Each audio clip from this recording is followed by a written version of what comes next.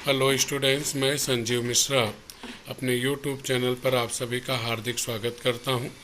आशा करता हूं आप सब स्वस्थ मस्त और अपनी पढ़ाई में पूरी तरह व्यस्त होंगे। आज हम सब पढ़ेंगे पाठ 10 पृथ्वी आकाश, जिसके लेखक हैं श्री राम परिहार जी।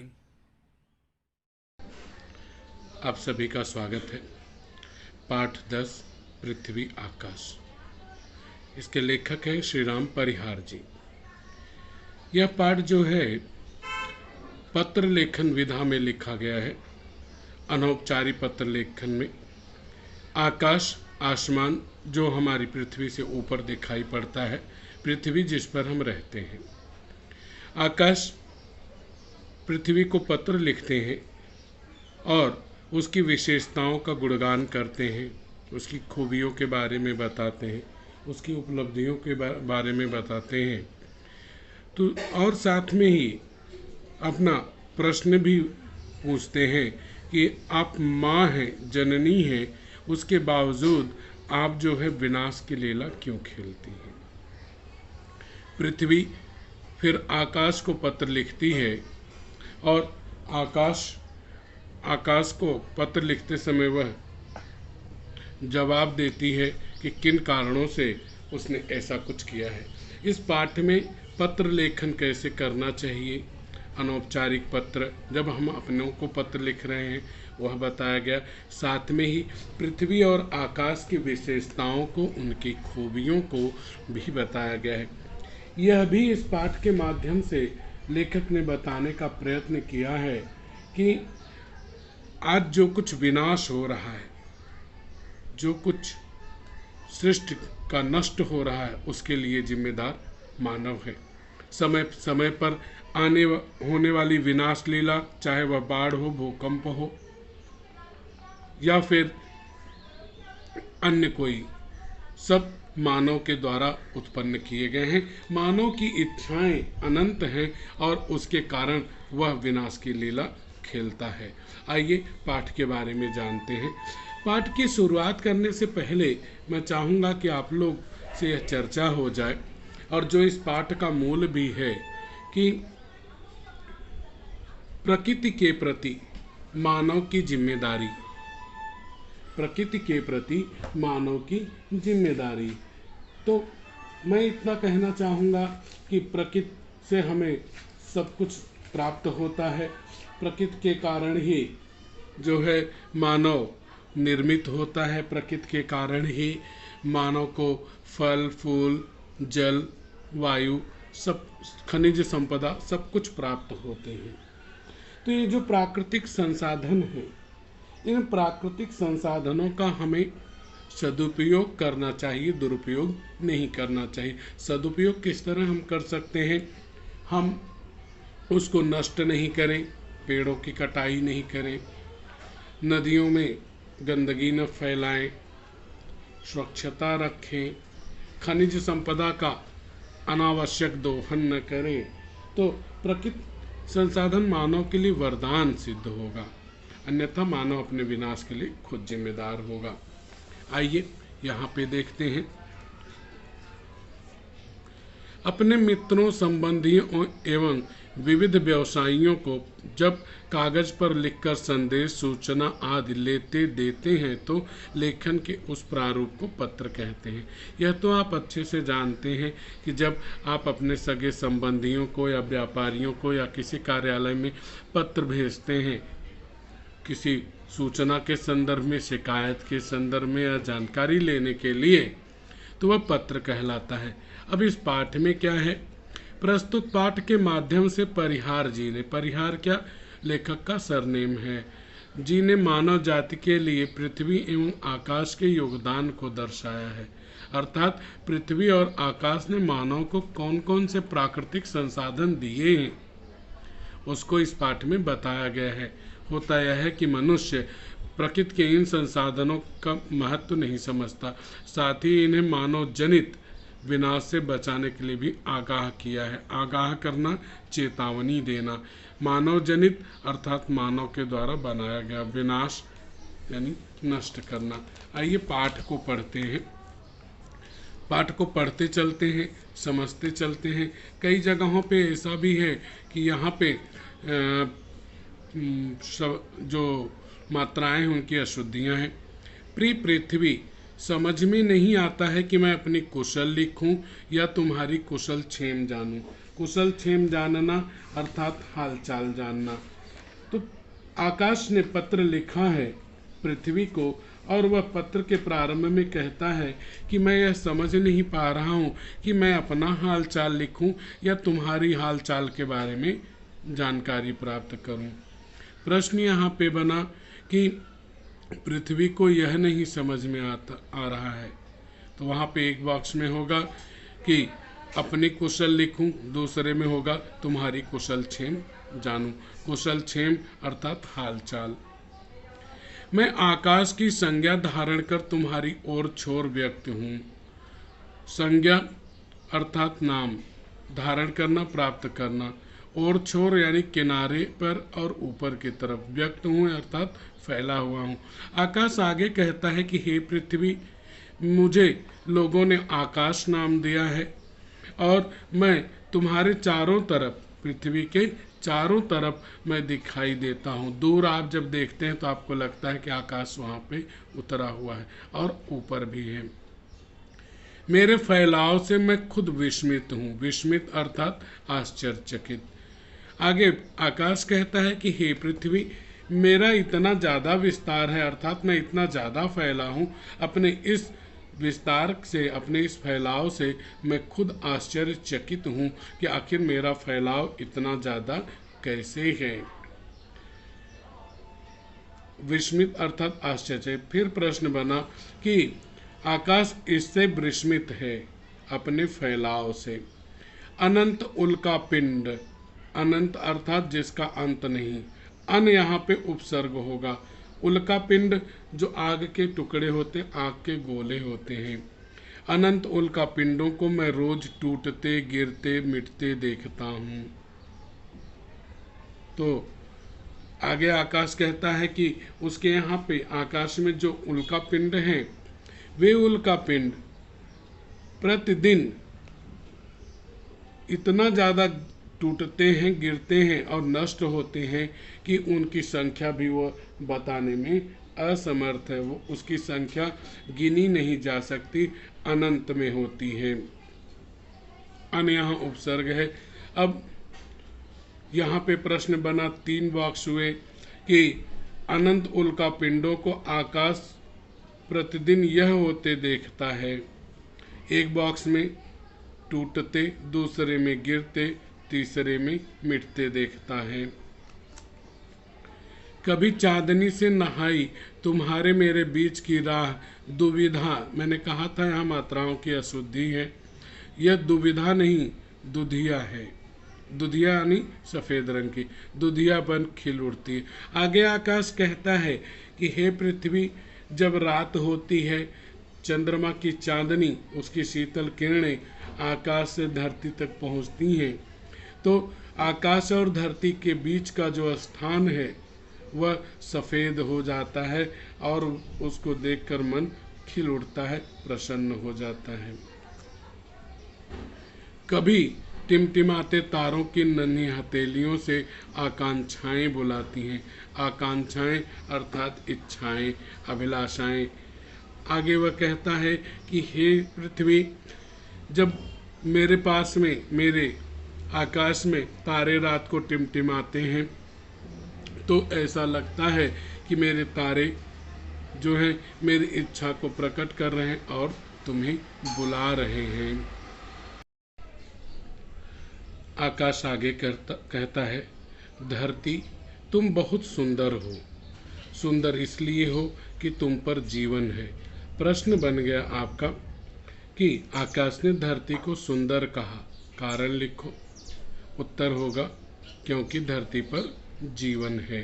तो धरती की पहली विशेषता हो गई कि उस पर जीवन है, वह बहुत सुंदर है। पहली विशेषता हुई वह बहुत सुंदर है।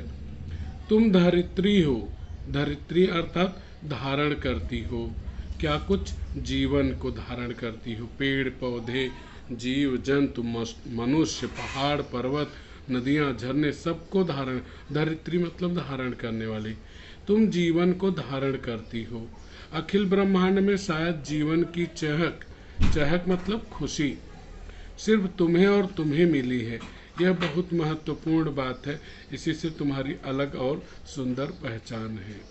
तो यहाँ प्रश्न बनता है कि धरती के अलग और सुंदर पहचान होने का कारण, तो यहाँ पे होगा अखिल मतलब संपूर्ण, ब्रह्मांड मतलब विश्व में, अखिल ब्रह्मांड में शायद जीवन की चहक सिर्फ पृथ्वी को ही मिली है, इस कारण से पृथ्वी की अलग और सुंदर पहचान है।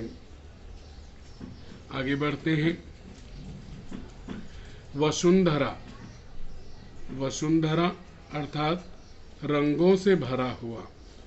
वसुंधरा तुम्हारे कितने रंग हैं? तो यहाँ पे दूसरी विशेषता हुई कि पृथ्वी बहुरंगी है, कितने रंग हैं। एक एक रंग सृष्टि का अनोखा उल्लास और दर्द समेटे हुए है। सृष्टि अर्थात संपूर्ण विश्व जिसे आप कह सकते हैं, अनोखा अर्थात विचित्र, अनूठा, उल्लास, उल्लास अर्थात खुशी, दर्द अर्थात पीड़ा। तो यहाँ पे आपका जो प्रश्न बना कि सृष्टि के प्रत्येक रंग में समाविष्ट तत्व, समाविष्ट बातें, तो एक में आएगा उल्लास और दूसरे में आएगा दर्द। इस तरह से यहाँ पे आकाश कहता है कि हे पृथ्वी, तुम्हारे अनेकों रंग हैं, लेकिन सभी रंगों में, सृष्टि के, तुम्हारे निर्माण के सभी रंगों में एक अजीब सा, एक विचित्र सा उल्लास है, अर्थात एक विचित्र सी खुशी है और साथ ही दर्द भी है। आप जानते हैं कि सुख और दुख जीवन के दो रूप हैं, एक सिक्के के दो भाग हैं। कभी जीवन में खुशी होती है और कभी दुख होता है। वैसे सृष्टि के मूल में तो आनंद ही है, लेकिन कहीं कहीं संधियों में, संधियों मतलब यहाँ पे होता है कोने में, ओट में दर्द दुबका बैठा है। आगे आकाश कहता है कि सृष्टि अर्थात निर्माण के मूल में, यानी केंद्र में आनंद ही है। सृष्टि का निर्माण इसलिए किया गया है कि चारों तरफ केवल आनंद की ही वर्षा हो, लेकिन कहीं कहीं पर कोने में और लोगों से छिप कर, ओट मतलब छिपा हुआ, में दर्द दुबका बैठा रहता है। तो यहाँ पे दुबका यानी छिपा हुआ। आगे आकाश कहता है कि तुम्हारा निर्माण ही इस रूप में हुआ है कि तुम्हारे यहाँ जो जन्म ले वह आनंद का भागीदार बने, परंतु कई बार ऐसा होता है कि कोने में या छिपे हुए आड़ में दर्द बैठा रहता है और वह लोगों के जीवन में आता जाता रहता है। यहाँ फिर प्रश्न बना, दर्द यहाँ दुबका बैठा है, तो वह हुआ संधियों में, ओट में। दूसरा प्रश्न है, सृष्टि के मूल में यह भावना है, तो वह है आनंद की भावना है। कहा जाता है सूर्य रंगों का झरना है, वह प्रकाश पाझर है। प्रकाश पाझर, पाझर का अर्थ होता आधार, केंद्र, और सूर्य रंगों का झरना है। आगे आकाश कहता है कि जो सूर्य है वह, उससे 7 रंग निकलते हैं। आप सभी जानते हैं इंद्रधनुष बनता है, सूर्य से 7 रंग निकलते रहते हैं, झरते रहते हैं।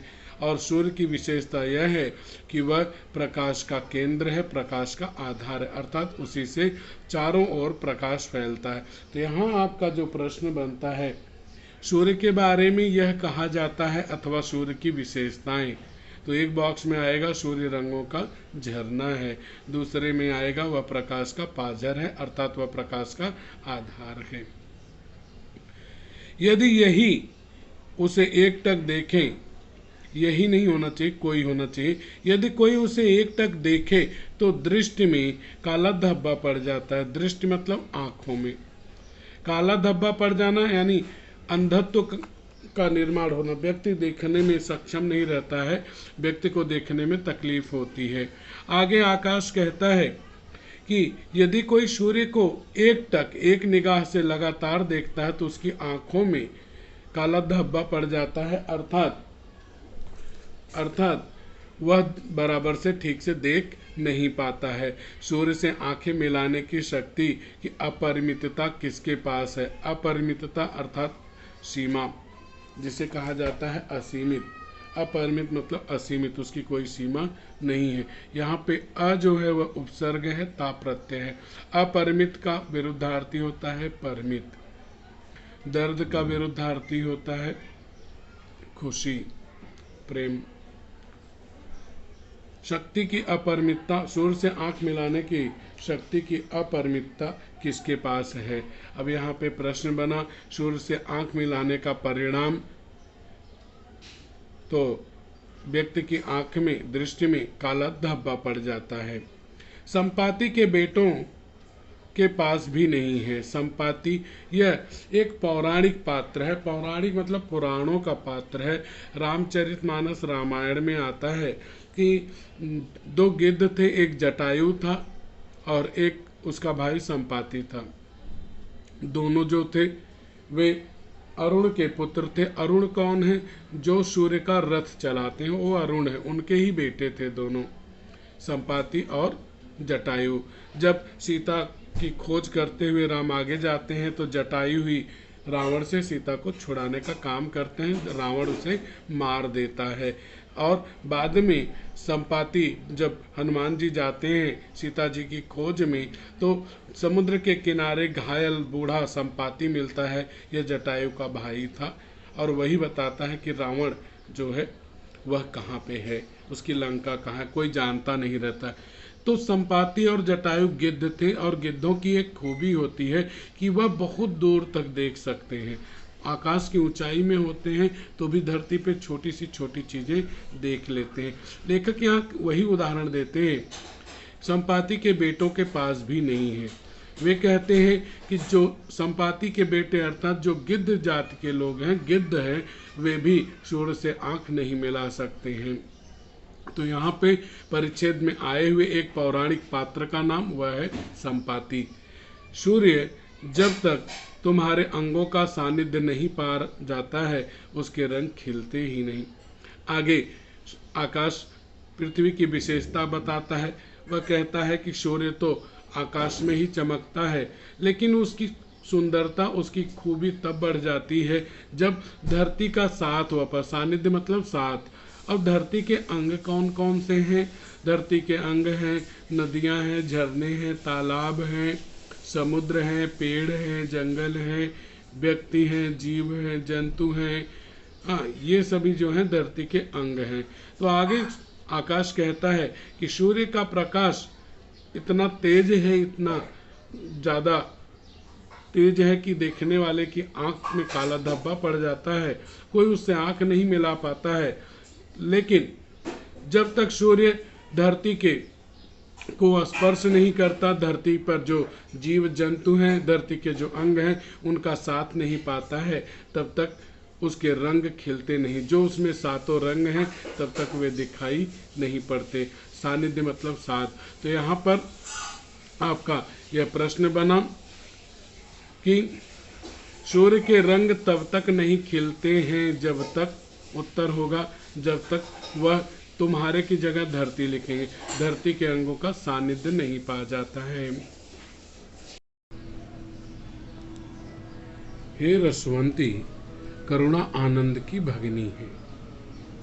अब यहाँ पर जो आपका प्रश्न बना तो वह हुआ करुणा अर्थात दया, आनंद अर्थात खुशी, इन दोनों के बीच का संबंध, रिश्ता। तो करुणा भाई और बहन का, आनंद भाई है, करुणा उसकी बहन है। करुणा आनंद की भगिनी, भगिनी अर्थात बहन। तो रसवंती अर्थात रस को देने वाली। हे रसवंती, करुणा आनंद की भगिनी है। कवि कहते हैं कि आकाश पृथ्वी से कह रहा है, धरती से कह रहा है कि हे धरती, तुम्हारे ऊपर विविध प्रकार के रस दिखाई पड़ते हैं, रस प्राप्त होते हैं। करुणा, दया, क्षमा, ममता, आनंद, प्रेम, ये सारे रस तुम्हारे भीतर समाहित हैं। करुणा यह आनंद की बहन है। तो यहाँ पे प्रश्न आपका बना कि आनंद और करुणा के बीच में रिश्ता, तो भाई और बहन का। करुणा विहीन आनंद सर्जन नहीं कर सकता। यहाँ पर फिर से प्रश्न बना, करुणा विहीन अर्थात करुणा के बिना सर्जन यानी नव निर्माण। सर्जन तब हो सकता है जब आनंद करुणा से भरा हुआ हो। अगर किसी चीज का हम निर्माण कर रहे हैं और उसमें आनंद नहीं है, उसमें करुणा नहीं है, तो वह कभी हमें खुशी नहीं दे सकता है। हे भूमि, तुम्हारे ऊपर जो हिमालय है वह आनंद की अद्भुत और अनुपम उछाल है। अद्भुत अर्थात विचित्र, अनुपम अर्थात अनोखा, बेजोड़, जिसकी कोई तुलना नहीं, अत्यधिक सुंदर उसका समानार्थी उछाल है यानी ऊंचाई है। तो यहाँ पर आपका जो प्रश्न बनता है वह यही बनता है कि हिमालय की विशेषता वह आनंद की अद्भुत और अनुपम उछाल है। आगे यहाँ पर उसकी विशेषताएं हैं। उसके हिमाच्छादित शिखर आनंद के ऊर्ध्वगामी सर्ग हैं। हिमाच्छादित, हिम और आच्छादित। हिम का अर्थ हो गया बर्फ, आच्छादित का अर्थ हुआ घिरा हुआ, बर्फ से घिरा हुआ। शिखर मतलब चोटियां। ऊर्ध्वगामी मतलब ऊपर की तरफ जाने वाला। यह जो है आपका ऊर्ध्वगामी हो गया। यह इसका विरुद्धार्थी होता है अधोगामी। ऊर्ध्वगामी, अधोगामी, ऊपर की तरफ जाने वाला सर्ग है यानी चोटी है। यहाँ पर आगे आकाश कहता है कि हे पृथ्वी, तुम्हारी धरती के ऊपर ही हिमालय है। वह हिमालय बर्फ की चोटियों से घिरा रहता है और उससे जो आनंद फैलता है वह व्यक्ति को ऊंचाइयों पर ले जाता है। इन्हीं में से देवसरी गंगा करुणा की धारा बनकर फूटती हैं। यहाँ से महत्वपूर्ण संजाल आपका बन रहा है। देवसरी, देव यानी देवता, सरी मतलब होता है नदी। तो देवताओं की नदी इसे कहा गया है, गंगा को कहा गया है। करुणा अर्थात दया की धारा फूटती है। आगे आकाश कहता है कि हे धरती माता, तुम्हारे ऊपर ही हिमालय से निकलने वाली देवताओं की नदी गंगा है, जो पहले भगवान विष्णु के कमंडल में रहती थी और बाद में वह जो है धरती पर आई भगीरथ के प्रयास से। और वह देवताओं की नदी गंगा जो लोगों को कष्टों से, दुखों से, पापों से मुक्ति देती हैं, उनका जो जल है, उसके जल की जो धारा है वह करुणा की धारा बन करके फूटती अर्थात बहती है। अब यहाँ पर इसके माध्यम से आगे कौन कौन से कार्य जो है गंगा के द्वारा होते हैं वह है, वे सूखे कोनों और रूखे अधरों तक जाती हैं। कोने मतलब किनारे, रूखे मतलब प्यासे, अधर मतलब होठ जिसे आप कहते हैं लिप्स। तो पहला कार्य हुआ गंगा की करुणा की धारा की, कि गंगा का पानी जो है वह स्थान जहाँ पे सूखा पड़ा है वहाँ तक जाता है, साथ ही साथ जो लोग प्यासे हैं उनके ओठों तक पहुँच जाता है। प्यासे कंठों की तृप्ति बनती है, अर्थात तृप्ति मतलब संतुष्टि, कंठ मतलब गला। वे गले जो प्यासे हैं, जिन्हें प्यास लगी है, उनकी प्यास बुझाने का कार्य गंगा करती है। सूखे खेतों का संस्कार बनती है। संस्कार बनना मतलब उसको रूप देना। और जो खेत सूख गए हैं, बंजर हो गए हैं, उन तक अपना जल पहुंचाकर, उन तक अपना पानी पहुंचाकर उन्हें हरा भरा बनाती है। इस तरह से 4 कार्य हमें गंगा के मिले। यहाँ पर आपका प्रश्न है गंगा की करुणा धारा का कार्य, तो वह सूखे कोनों तक जाती है। दूसरा, वह सूखे ओठों तक जाती है। तीसरा, प्यासों की प्यास बुझाती है। और चौथा, वह सूखे खेतों में हरियाली लाती है। यह करुणा ही बड़ी चीज है जो आनंद को सर्जन का अर्थ देती है। कवि कहते हैं कि जिसके भी भीतर दया की भावना है वह विशेष है, क्योंकि यही करुणा जो है आनंद को नया रूप देने का प्रयास करती है। सर्जन का अर्थ हुआ नया रूप। अगर किसी के भीतर करुणा है तभी वह किसी चीज का आनंद ले सकता है और किसी चीज का निर्माण कर सकता है। तो इस तरह से यहाँ पर जो है आकाश ने पृथ्वी के बारे में अब तक यह बताया अपने लिखे पत्र में कि धरती पर उल्लास और दर्द दोनों है, और धरती पर ही धरती के मूल में आनंद है, परंतु कहीं कहीं दर्द भी है। साथ ही यह भी बताता है कि आकाश सूर्य के रंगों का झरना है। आकाश यह मानता है कि सूर्य यह रंगों का झरना है। सूर्य की तेज किरणों को लगातार देखना यह कठिनाई से भरा होता है, कोई भी उसे लगातार नहीं देख सकता है। साथ में ही यहाँ पर ऊपर यह भी बताया गया कि हिमालय से बहुत सारी नदियाँ निकलती हैं, गंगा नदी उनमें से एक है, जो प्यासों की प्यास बुझाती हैं, कोने तक जाती हैं, सूखे खेतों को हरा भरा करती हैं। और आगे वह कहता है आकाश कि करुणा का ही वह भाव है जिसके कारण व्यक्ति को आनंद प्राप्त होता है। हे मानव माता, आगे आकाश कहता है कि हे धरती, तुम मानवों की, धरती पे रहने वाले मानव की माता हो। जब कभी सतपुड़ा चोटियों के बीच बसे गांवों में, सतपुड़ा चोटी आप भूगोल में पढ़ते हैं, गांव में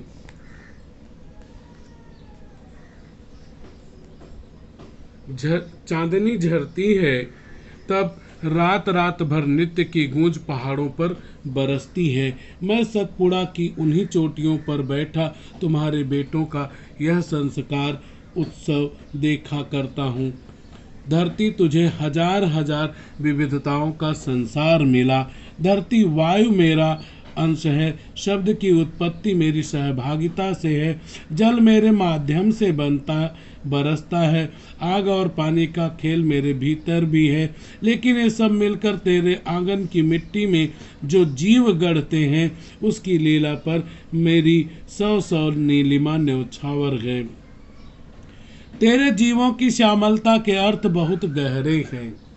यहाँ पर इन स्थानों पर आकाश जो है धरती को मानवों की माता कहती है। वह कहती है कि जब रात का समय होता है तो आकाश सतपुड़ा की चोटियों के बीच में जो गांव बसे हैं, वहाँ पर रातों के समय में लोगों के नृत्य हुआ करते हैं। वह उन्हीं चोटियों पर बैठा। उन्हीं चोटियों पर आकाश कैसे उतरा? क्योंकि वे चोटियां बहुत ऊंची हैं, वो आकाश को छूती हुई नजर आती हैं। तो आकाश वहाँ पर बैठा हुआ जो धरती के पुत्र हैं अर्थात मानव है, उनके संस्कार उत्सव देखते हैं, अर्थात उनके आनंद को देखता है, उनकी खुशियों को देखता है। आगे आकाश कहता है कि हे धरती, तुझे विविधताओं का संसार मिला, अर्थात तेरे ऊपर हजार हजार विविधताएं हैं, अनेकताएं। विविधता मतलब अनेकताएं हैं। अनेक अनेक प्रकार के जीव जंतु, मानव, दानव सब इसी संसार में पैदा होते हैं। नृत्य क्या है? डांस होता है। रात रात शब्द युग्म हुआ, हजार हजार शब्द युग्म हुआ। उत्सव मतलब त्योहार। आगे वह कहता है कि जिनसे व्यक्ति के शरीर की रचना होती है, वह तत्व क्या है? पहला है पृथ्वी, दूसरा है जल मतलब पानी, तीसरा है आग, चौथा है हवा,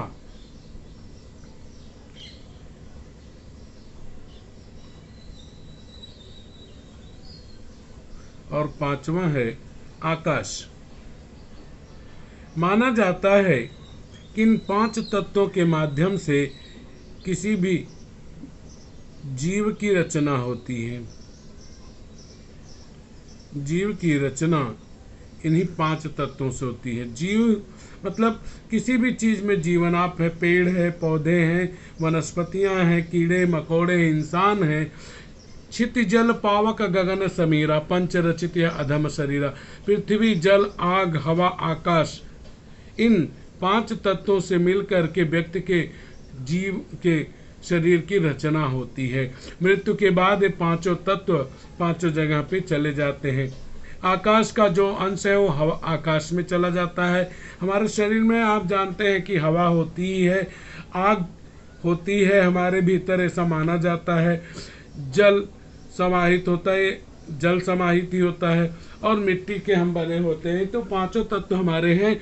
मरने के बाद ये 5 तत्व चले जाते हैं। आकाश यहाँ पर वही बात स्पष्ट करता है। वह कहता है कि धरती वायु मेरा अंश है, यानी हवा जो है उसका निर्माण आकाश के सहयोग से ही होता है। साथ ही साथ वह कहता है जो शब्दों का निर्माण है, लोग जैसे बोलते हैं जो कुछ भी, वह उसकी सहभागिता अर्थात सहयोग से ही, आकाश के सहयोग से ही होता है। साथ ही साथ वह यह भी कहता है आकाश कि पानी भी मेरे ही द्वारा बनता है और बरसता है। आग और पानी का खेल मेरे भीतर भी है।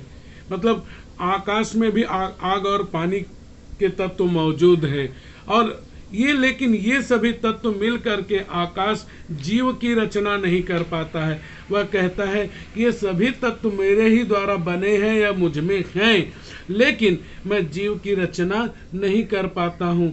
वह कहता है कि ये सभी तत्व मिल करके तेरे आंगन में अर्थात धरती के ऊपर जो जीव बनते हैं, जीवों की रचना जो होती, गढ़ना मतलब बनना, तैयार होना, मिट्टी से जो जीव बनते हैं अर्थात उनका आकार, हमारा शरीर मिट्टी का ही है, मरने के बाद मिट्टी में मिल जाते हैं। मिट्टी से अर्थात माटी की सहायता से जो इंसान जन्म लेते हैं अर्थात हम आप पैदा होते हैं, उसकी लीला पर मेरी 100 नीलिमा न्यौछावर, नीलिमा अर्थात नीला रंग, न्यौछावर अर्थात कुर्बान हो जाना, उस पर सब कुछ त्याग देना। वह आकाश कहता है कि तेरे धरती के ऊपर ये जो मिट्टी से बने जीव जंतु, इंसान है अर्थात मानव है, जो कुछ भी जीव जंतु हैं, वो सभी जब लीला करते हैं अर्थात खेल करते हैं, लीला मतलब खेल, तब उसके ऊपर आकाश कहता है कि मैं अपनी नीलिमा को, अपने नीले रंग को कुर्बान कर देता हूँ, सौंप देता हूँ। तेरे जीवों की श्यामलता के अर्थ बहुत गहरे हैं। श्यामलता अर्थात काला रंग। वह कहता है आकाश कि तेरे जो जीव हैं, जीव मतलब जितनी भी चीजें धरती पर हैं, उन सभी में जीवन है। उनके जो भाव हैं अंदर हृदय में, उनके आत्मा में जो विचार है वो बहुत गहरे होते हैं। आगे देखते हैं अब कुछ। आकाश यह भी कहता है कि तुमने क्या गलत किया है। हे वसुधा, वसुधा का अर्थ होता है, देखो 2 शब्द होते हैं वसुधा में, एक होता है वसु और दूसरा है धा। वसु का मतलब होता है खजाना, खजाना यानी धन, जिसे आप कहते हैं संपत्ति या खनिज। धा मतलब धारण करना, जो खजाने को धारण करता है, संपत्ति को, धन को। आप जानते हैं सोना चांदी सब कुछ कहाँ मिलता है, वह सब धरती के भीतर। हे वसुधा, इसीलिए पृथ्वी को क्या कहते हैं, वसुधा, क्योंकि उसकी धरती में खजाना छिपा है। तेरा यह विपुल भरा भंडार आज क्षितिज फैला है। भंडार अर्थात अधिक मात्रा में, आज क्षितिज, क्षितिज मतलब किनारे, चारों दिशाओं में। आज क्षितिज मतलब दिशाओं को पार करके, यह हमारी दिशाएं हो गई। मान लिया कि यह हमारी दिशाएं हो गई चारों तरफ की, इसको भी पार करके, यानी इसके आगे भी अगर हम जा सकते हैं तो वहां भी अक्षितिज फैला है। यानी वह कहता है कि हे आकाश कहता है कि हे पृथ्वी, हे वसुधा, तेरे पास अत्यधिक खनिज संपदा है, धन धान्य है, बहुत अधिक खजाना है, तू जननी है, अर्थात जन्म देने वाली है। जननी मतलब करुणा की धारा से तू नम है, अर्थात तेरे भीतर करुणा का भाव समाहित है। सुना है कि पुत्र, अब यहाँ पर देखिए क्या आरोप लगा रहा है आकाश, सुना है कि पुत्र कुपुत्र हो जाता है। कु यहाँ पे उपसर्ग है, कुपुत्र हो जाना यानी बुरा हो जाना, पर माता कभी कुमाता नहीं होती है। सही बात है कि पुत्र जो है, बेटा जो है, वह बुरा हो सकता है, लेकिन माँ कभी गलत या बुरी नहीं होती है।